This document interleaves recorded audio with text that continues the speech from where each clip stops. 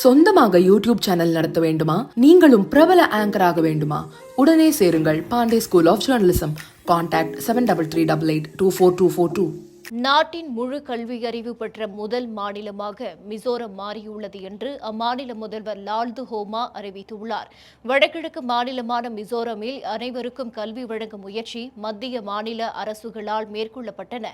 அதன்படி அங்கு மாநில எழுத்தறிவு மையம் நிறுவப்பட்டது.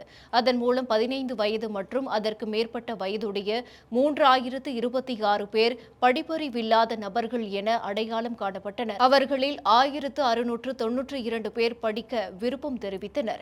அவர்களுக்கு கல்வி அளிக்க 292 தன்னார்வ ஆசிரியர்கள் பணியமர்த்தப்பட்டனர்.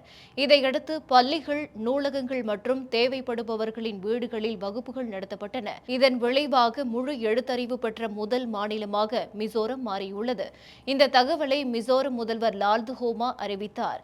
இது தொடர்பாக பேசிய அவர், மிசோரம் முழு கல்வியறிவு பெற்ற மாநிலமாக மாறியுள்ளது. 98.2% கல்வியறிவு விகிதத்தை அடைந்துள்ளோம் என்று தெரிவித்தார். நாட்டின் முதல் முழு எழுத்தறிவு பெற்ற மாநிலமாக மிசோரம் மாறியதற்கு மத்திய அமைச்சர் ஜெயந்த் சௌத்ரி வாழ்த்து தெரிவித்தார்.